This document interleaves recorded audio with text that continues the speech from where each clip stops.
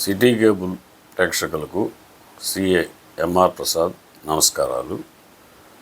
ఇప్పుడు నేను మీతో చాలా ముఖ్యమైన విషయం, నిన్నటి నుంచి మార్గశిర మాసం నుంచి అమలులోకి వచ్చిన ఒక చట్టాలు, స్మృతులు, 4 స్మృతుల గురించి చెప్తాను.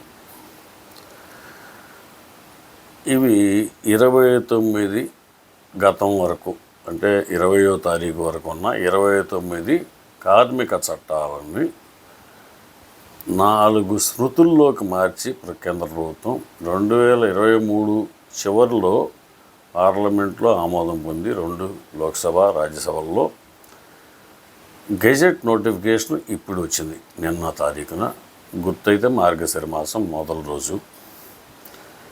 దీనికి ఇండియా టైమ్స్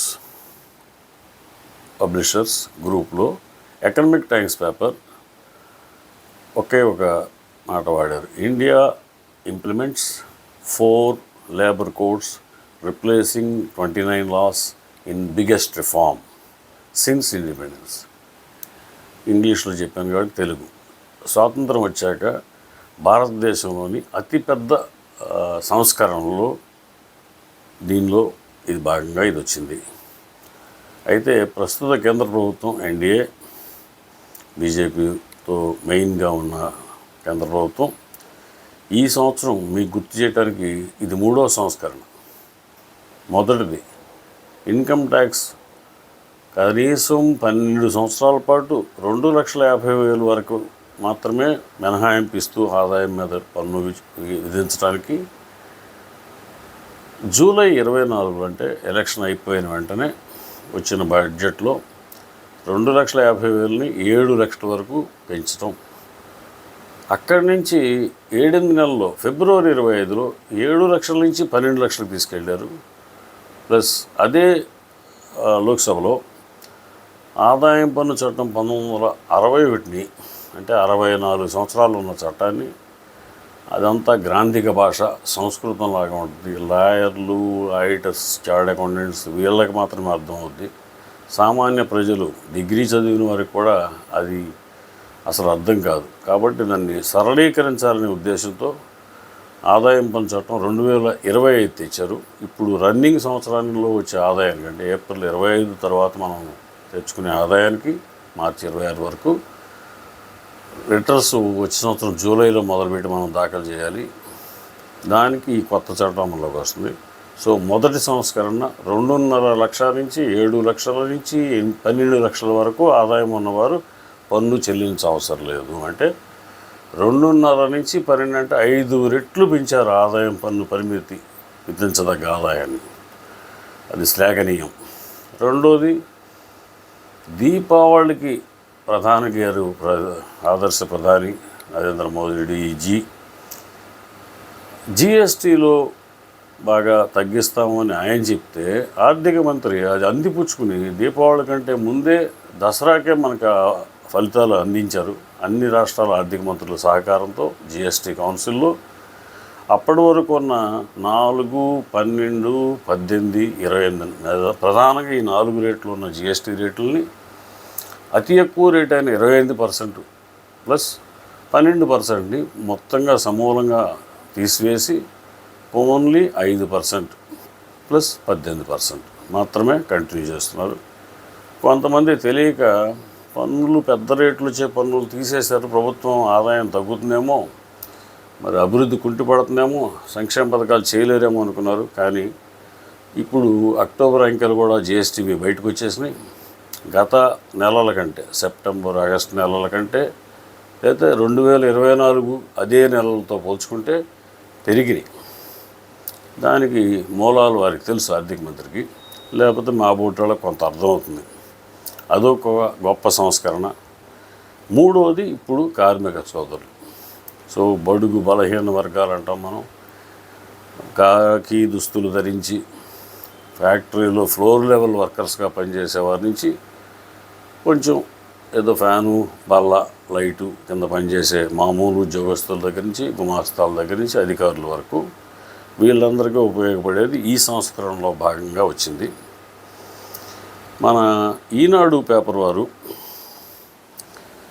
మెయిన్ బ్యానర్ న్యూస్లో గిగ్ ప్లాట్ఫామ్ వర్కర్లకు బీమా ధీమా అనే ఒక మెయిన్ ఐటమ్ ఒకటి తీసుకుని వారు హెడ్డింగ్గా తీసుకున్నారు. కానీ ఇంకో ఎన్నో ప్రయోజనాలు వీటిలో ఉన్నాయి. ప్రధాని మోదీజీ ఎక్స్లో ఒక మ్యాటరు పోస్ట్ చేశారు.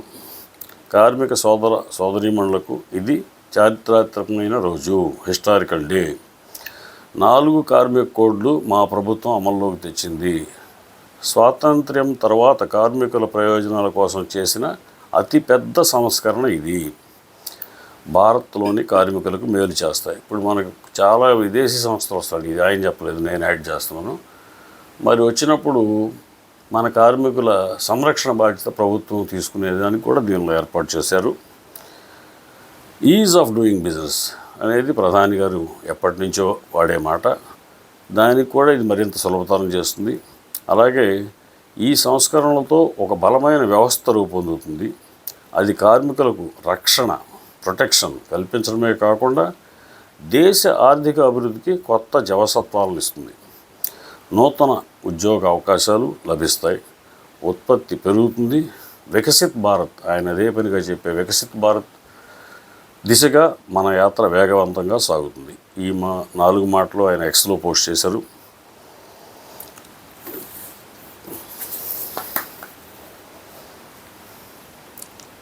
ఈ 29 లేబర్ చట్టాలు ఏమిటండి అంటే, తెలిసిన వాళ్ళకి కొంత గుర్తు చేయడానికే ఊరినే 2-3 చట్టాల పేర్లే చెప్తాను.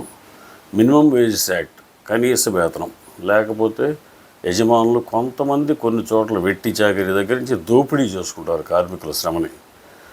సో వారి రక్తాన్ని చెమటగా మార్చి వాళ్ళు యజమానులకి లాభాలు పంచేవాళ్ళు. దాన్ని నిరోధించడానికి మినిమం వేజెస్ యాక్ట్. అలాగే వర్క్మెన్స్ కాంపన్సేషన్ యాక్ట్, వారికి ఏదన్నా ప్రమాదం జరిగితే ఆ పనిలో అప్పుడు వారికి చెల్లించాల్సిన పరిహారం. అలాగే సంస్థ లాభాల్లో ఉన్నా లేకపోయినా వ్యాపార సంస్థ మినిమం బోనస్ చెల్లించాల్సిన దగ్గర నుంచి సంస్థ లాభాలను బట్టి అధిక బోనస్ చెల్లించే వరకు కూడా పేమెంట్ ఆఫ్ బోనస్ యాక్ట్. అలాగే ప్రావిడెంట్ ఫండ్ యాక్ట్, అలాగే ఎంప్లాయీస్ స్టేట్ ఇన్సూరెన్స్ యాక్ట్, వాళ్ళ కుటుంబ సభ్యులు కూడా ఆరోగ్యకి మందులు, వైద్య సలహాలు ఉచితంగా అందించే ఏర్పాటు. ఇవి గతంలో ఉన్నవి. ఇవన్నీ తీసుకెళ్ళి 4 స్మృతుల్లో కలిపారు. ఇలాంటివి 29 చట్టాలు, నేను 5 చెప్పాను. ప్రతి వ్యాపార సంస్థ అంటే టైనీ అతి చిన్నది, మైక్రో చిన్నది, స్మాల్ టైనీ మైక్రో కంటే కొద్ది పెద్దది, మీడియం లార్జ్ అంటే 5 కేటగిరీలు విభజిస్తాం. ఎంఎస్ఎంఈ యాక్ట్ 4 అంటుంది. నేనైతే టైనీ కూడా తీసుకోమంటాను, కుటీర పరిశ్రమ కూడా. అక్కడ సొంతంగా కుటుంబ సభ్యులు పనిచేయవచ్చు, బయట వారిని కూడా నియమించుకోవచ్చు కార్మికులుగా. వర్తకం, తయారీ, సేవా రంగం.